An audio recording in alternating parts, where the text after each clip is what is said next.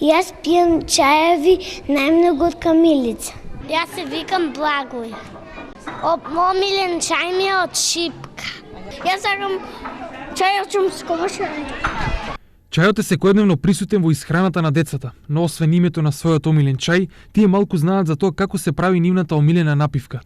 Тоа го научија денес во градинката, каде со помош на наставничките сами приготвуваат чај. Целта на оваа истражувачка активност беше децата да се дружат, да осознаат практичните совети и знаења, она што треба да го знаат за чајот.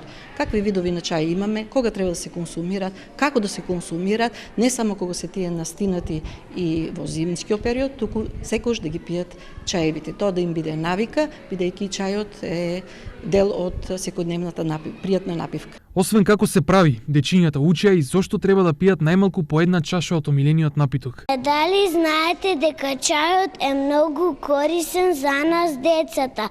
Ова е еден од начините децата да се осамостојат, да научат уште една лекција од поглавието здрава храна, но и да развијат екосвест. Во текот на годината имаме планирано повеќе вакви еко-истражувачки активности од практичен карактер. Следат наредните, до сега имавме 3.